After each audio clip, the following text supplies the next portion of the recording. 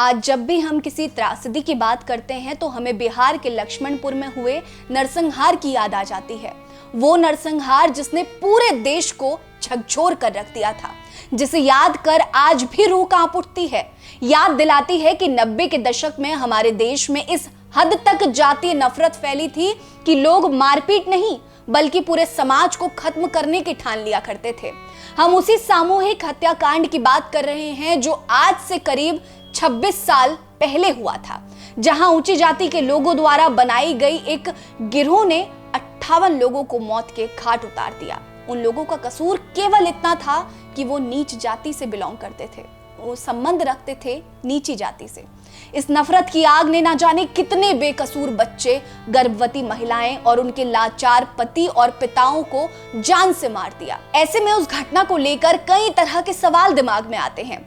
सवाल ये भी आता है कि क्या उस समय में नीची जाति का होना एक गुनाह था, या फिर लोगों की सोच ही इतनी नीची थी कि वो इस हद तक कोई भी अंजाम देने को मजबूर हो जाया करते थे। नमस्कार, मैं हूं आपके साथ रीटा और आप देख रहे हैं भीमसेना। हमारी वीडियो पसंद आएगी तो लाइक जरूर करिएगा और अपनी राय कमेंट सेक्शन में जरूर दीजिएगा। ये वीडियो ज्यादा से ज्यादा लोगों तक पहुंचाना आपकी जिम्मेदारी है। आजादी के बाद हमने एक ऐसे लोकतांत्रिक देश की कल्पना की थी जहां एक संविधान के नीचे सारी प्रजा को समाज में एक समान समझा जाए, लेकिन शायद हमने ऐसी कल्पना ही की थी क्योंकि सच्चाई तो उससे बिल्कुल उलट है। कहते हैं कि अंग्रेज चले गए लेकिन अंग्रेजी छोड़ गए, वैसा ही शायद समाज की कुछ कुरीतियों के साथ भी हुआ। अब कहानी पर आते हैं। ये वो दौर था जब पटना, जहानाबाद, अरवल, गया और भोजपुर को लाल इलाके के नाम से जाना जाता था। लोग इसे लाल इलाका कहकर बुलाया करते थे क्योंकि इस इलाके में भाकपा माले के गुटों का ही बोलबाला था। ये बिहार का वो इलाका था जो स्वर्णों की निजी सेना और भाकपा माले की संग्राम भूमि बन चुका था। उस समय सामाजिक न्याय की लड़ाई के लिए लोग नक्सल समूहों या कम्युनिस्ट पार्टी से जुड़ते थे और उसके जवाब में रणवीर सेना जैसी मिलिटेंट समूह तैयार हो गए थे। संग्राम का मुद्दा था तो वैसे भूमि सुधार का, भूमिहीनों के अपने हक का, लेकिन सुनवाई तो दूर की बात है, स्वर्णों ने उन्हें मौत के घाट ही उतार दिया। डरावनी रातें सिर्फ भूतिया फिल्मों में ही नहीं होती हैं, असल जिंदगी में भी होती हैं। दोनों में अंतर बस इतना होता है कि वो कहानी होती है और ये सच्चाई है। ऐसी ही एक रात बिहार के लक्ष्मणपुर बाथे में 1 दिसंबर 1997 को आई थी, जब पूरे गांव को सुबह का उजाला तक देखना नसीब नहीं हुआ था, जहां 58 दलितों का सामूहिक नरसंहार हो गया था।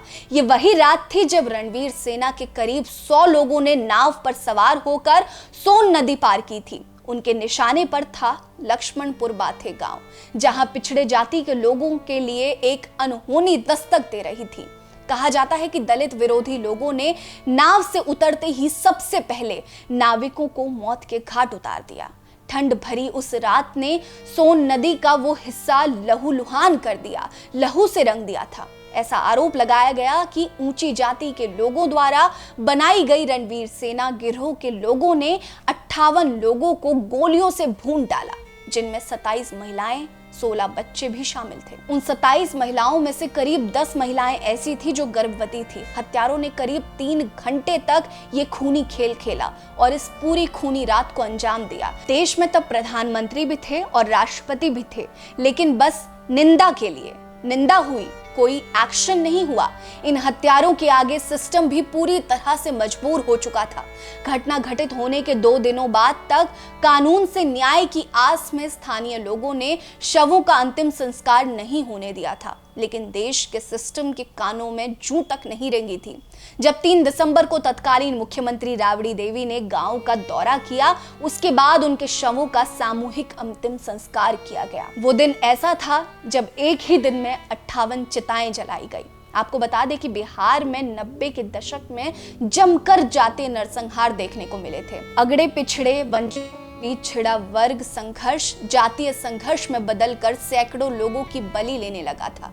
बिहार के खेत खलियान आंदोलनों, अन्याय और शोषणों से लहूलुहान हो रहे थे। लक्ष्मणपुर बाथे नरसंहार इसी धधक का एक जीता जागता मिसाल बनकर रह गया। जब जब पिछड़ी जाति के वंचितों ने आवाज उठाई और जमीन पर अपना हक मांगा, बदले में उन्हें सिर्फ मौत ही मिली। उनकी आवाज सुनने वाला कोई नहीं था, लेकिन उनको मौत देने वाले बहुत लोग थे। उस दौर में सत्ता तक पहुंचना वाकई नामुमकिन था। बहुत बार ऐसा होता था, जो सत्ता तक पहुंचते थे उनके खिलाफ जनता एकजुट होती थी, लेकिन उस जनता को सबक सिखाने और अगड़ी जाति के जमींदारों के रसूख की रक्षा के लिए बनी रणवीर सेना ने गोलियां दागकर उस आवाज को शांत करने की कोशिश की। बाथे नरसंहार का आरोप रणवीर सेना के ऊपर ही लगा था, जिसका नेतृत्व ब्रह्मोश्वर मुखिया कर रहे थे। इस नरसंहार ने पूरे देश को हिलाकर रख दिया था। देश के तत्कालीन राष्ट्रपति KR नारायणन ने गहरी चिंता जताते हुए इस हत्याकांड को राष्ट्रीय शर्म घोषित कर दिया। उस दिन सिर्फ राष्ट्रीय शर्म घोषित किया गया, लेकिन गुनहगारों को सजा नहीं मिली। तत्कालीन प्रधानमंत्री इंद्र कुमार गुजराल समेत सभी पार्टियों के नेताओं ने इसे हत्याकांड की घोर निंदा की, लेकिन सिर्फ निंदा ही की। इस मामले में कुल 46 लोगों को आरोपी बनाया गया था। इनमें से 19 लोगों को निचली अदालत ने ही बरी कर दिया था, जबकि एक व्यक्ति सरकारी गवाह बन गया था। पटना की एक अदालत ने अप्रैल 2010 में 16 दोषियों को मौत की सजा सुनाई और 10 को आजीवन कारावास की सजा सुनाई गई। जिला और सत्र न्यायाधीश विजय प्रकाश मिश्रा ने कहा था कि ये घटना समाज के चरित्र पर धब्बा है। वहीं साल 2013 में सभी 26 अभियुक्तों को पटना हाईकोर्ट ने बाइज्जत बरी कर दिया। कोर्ट के फैसले के बाद नेताओं ने अपने घड़ियाली आंसू बहाए। अदालतों में अगड़ी जातियों का वर्चस्व है, ये बातें हुई और बहुत सारी चीजें हुई, प्रदर्शन हुए। उसके बाद तत्कालीन बिहार सरकार ने नए सिरे से SIT गठित करने की बात करी। वादा किया कि सरकार सुप्रीम कोर्ट जाएगी, लेकिन जो हुआ वो सबके सामने है। ध्यान देने वाली बात यह है कि लक्ष्मणपुर बाथे नरसंहार की स्क्रिप्ट हत्याकांड से 5 वर्ष पहले ही लिख दी जा चुकी थी। दरअसल 12 फरवरी 1992 को गया के बाड़ा गांव में माओइस्ट कम्युनिस्ट सेंटर के सदस्यों ने करीब 40 भूमिहारों का कत्ल कर दिया था।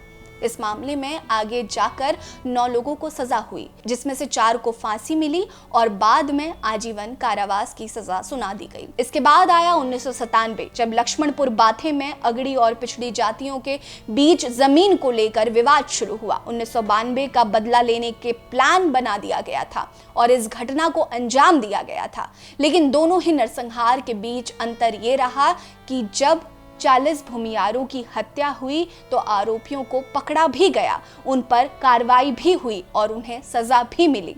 लेकिन जब 58 दलितों की हत्या की गई तो उस मामले को घुमा फिरा कर ठंडे बस्ते में डाल दिया गया। खैर, हमारे और आपके पूर्वजों ने जो किया और जो सहा उसे हम भुला तो नहीं सकते, लेकिन हम अपने अंदर पैदा हो रही नफरती आग को जरूर रोक सकते हैं, जिससे हम अपनी भावी पीढ़ी को भी आगे आईना दिखा सकते हैं। और गड़े मुर्दे उखाड़ने से सिर्फ बर्बादी ही हुई है, और यह भी केवल आम जनों की ही हुई है। बड़े ओहदे पर बैठे लोगों को कोई फर्क नहीं पड़ता, उन्हें सिर्फ अपनी राजनीति चमकाने से, राजनीतिक रोटियां सेकने से ही मतलब है। आम जनता हमेशा इन सारी चीजों का शिकार हुई है।